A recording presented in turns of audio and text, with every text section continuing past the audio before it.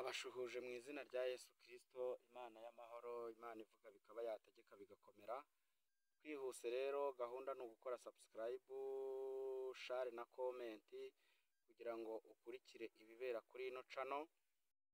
Ndagushuhuje mu izina rya Yesu Kristo. Shalom shalom, Imana iguha umugisha, Uwiteka kugirire neza. Tubahaye ikaze muri uno mwaka wa 2023 twegereza no mu wa 2024. Uwiteka tugirire neza. Mbazaniye ijambo rero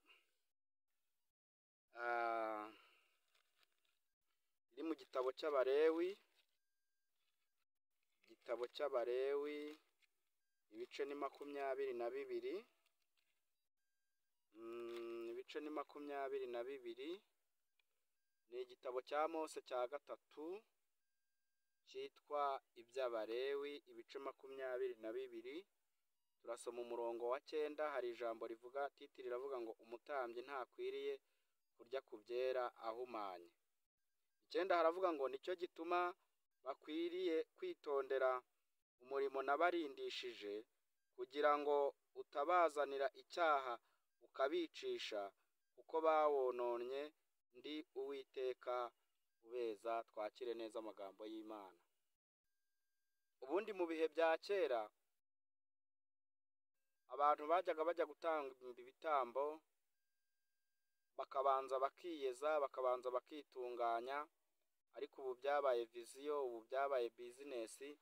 Uwiteka atugirire neza. Rero ndashaka kuvuga iri jambo. Umutambyi ninde? Umutambyi ni wowe, umutambyi ni njyewe. Umutambyi ni umuririmbyi uhagarara ku ruhimba akaririmba. Umutambyi ni umuntu ushobora kwigisha ijambo ry'Imana. Umutambyi ni umuntu ushobora kugendana Bibiliya. Umutambyi ni umuntu wese ukora ikintu ku ijambo ry'Imana cyangwa ku bwami bw'Imana. Umutambyi ni umuntu wese wumva yuko ahagaze mu cyimbo cyo kuvuga Imana. Mu gihugu kibashije gusenga ukavuga ngo runaka umugirire neza, runaka umugirire neza, runaka umuha umugisha, runaka umuha amahoro, nawe uri umutambyi. Rero umuntu wese ubasha gusengera abantu nawe aba ari umutambyi. Uwiteka kugirire neza, Uwiteka kurinde.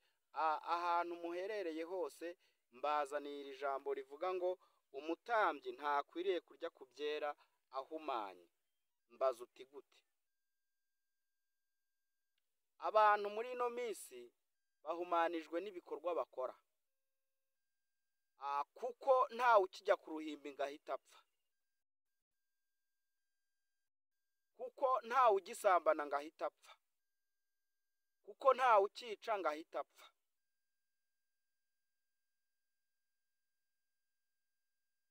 Rero ijambo ry'Imana rivuze ngo iki? Ijambo ry'Imana rivuze amagambo akomeye. Ijambo ry'Imana rinteye ubwoba. Ijambo ry'Imana rimpagaritse umutima. Uyu munsi wa none kugambana mu nsengero ntago bikiri ikibazo. Munyumve neza. Uyu munsi wa none umuririmbyi kugambanira mugenzi we ntago bikiri ikibazo. Umuvugabutumwa kugambanira mugenzi we ntago bikiri ikibazo. Umupasiteri kugambanira bagenzi be ntago bikiri ikibazo. Ariko Uwiteka dushyigikire, Uwiteka tubere maso. Hari ibintu byinshi twagiye tuvuga kandi dukomeje no kuvuga. Ni ukuri kw'iyera yadutumye, ni ukuri kw'iyera yagutumye. Hari ibintu birimo bikorwa, abantu bakumva ijambo ry'Imana, bagakora ibyangwa n'amaso y'Imana, bigize abanajya uwabiciye muri Bibiliya, bigize babamenya biciye muri Bibiliya. Mbese Bibiliya yabaye iturufu. Iyi Bibiliya iyi mubona yabaye iturufu yo kugira ngo ibijura bibeho, amajyambaza abeho. Ni ukuvuga ngo nimba harabuze akazi nabo babonye akazi. Rero Uwiteka ntago azicara arebera gusa.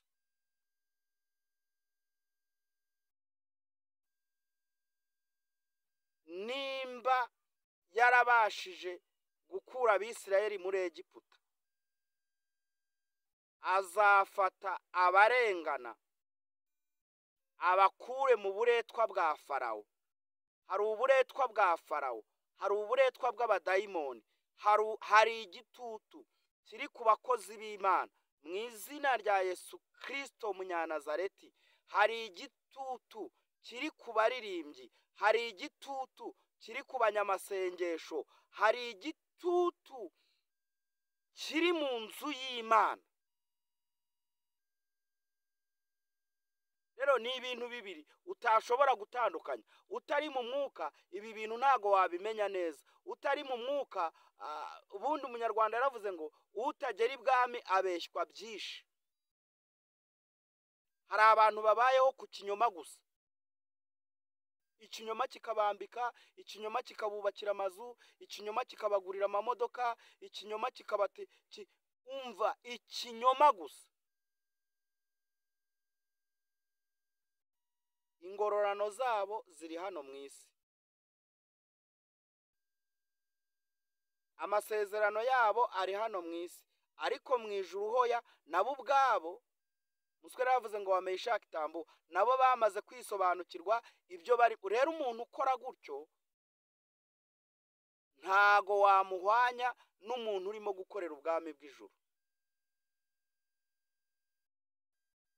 Niyo mpamvu niyo bakubonye bashobora guhita bafata vuba vuba bakamenya ngo araje, ukaba nka Naboti n'uruzabibu rwiwe. Ni ukuvuga ngo inzabibu zacu turimo turagenda tuzinyagwa. Ariko dushimye Imana kuko Imana yacu yumva kandi Imana yacu ireba. Ni ukuri aho warenganijwe, aho watotejwe, aho ufite inguma, Uwiteka aje kukomora, Uwiteka aje kukugirira neza. Nubwo ibikangisho ari byinshi, nubwo intambara ari nyinshi, nubwo bikomeye cyane, humura uno mwaka tugiye kwinjiramo Uwiteka aje kukugirira neza kandi ibyawe bije gutangaza benshi.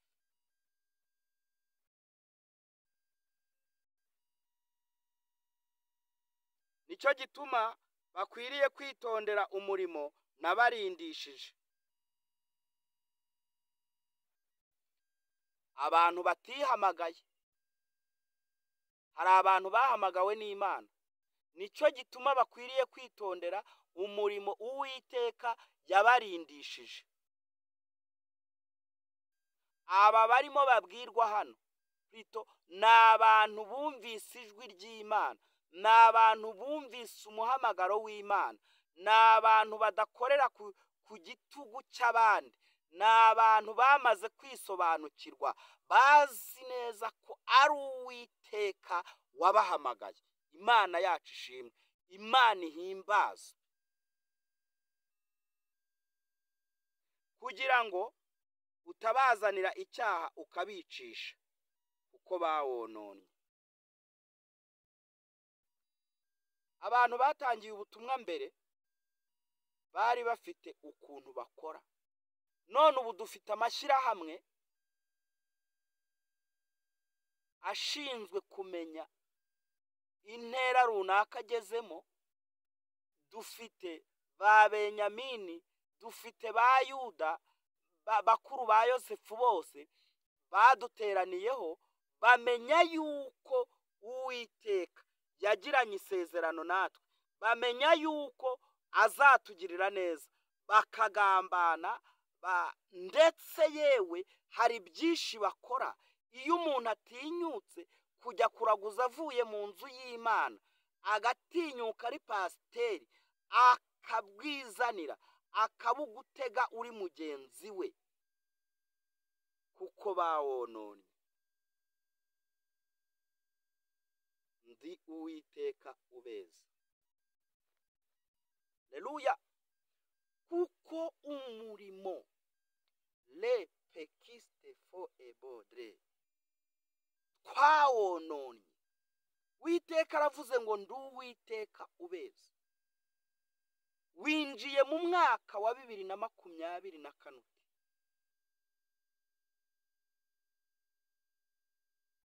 Mbese ubwiwe n'iki kuzawugeramo? Ihane, tubu zambi, Mungu akusamehe. Nawe wumvise amabwire, warabyiyumviye neza, wumvise ko ibyo bavuga runaka ari byo. Nutihana uzarimbuka. nutihana uzarimbuka.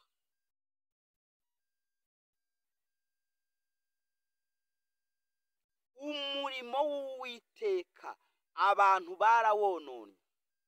Dufite incakura zaseseye ntizanyuze mu irembo ry'intama. Dufite ba Yuda, dufite ba Yezebeli. Abantu rero nibatihana bazarimbuka. Turavugira ijambo ryumvwa n'isi yose, ijambo ryumva n'abantu bose. Bwira abantu ko nibatihana bazarimbuka. Kandi ukuri guca mu ziko ntago gushya. Nubwira umunyabyaha ibyaha bye ukamubwira ko azarimbuka, nashaka icyo yari bw'uwo munsi azakireke, ariko umubwiza ukuri. Cyo gituma abantu bo mu minsi ya none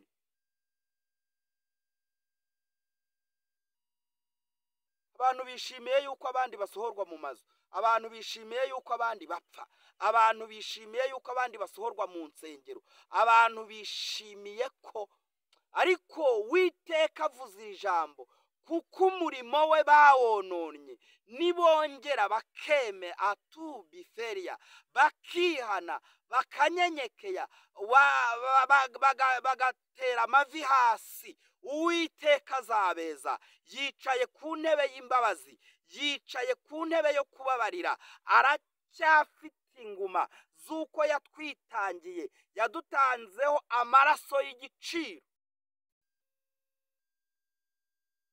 Uyu ni we abantu benshi banditseho.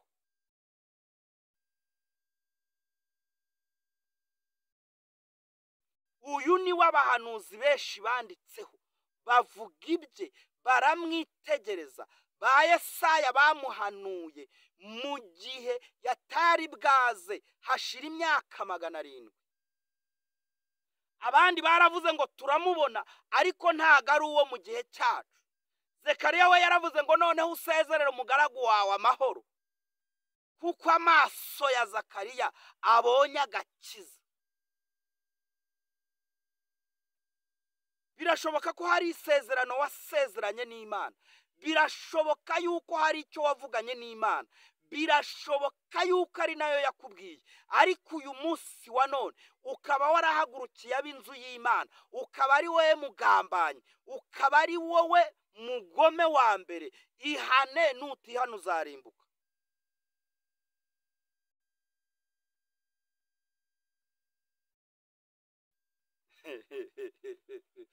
Reka umuntu nagukuramo icyo wahize. Oya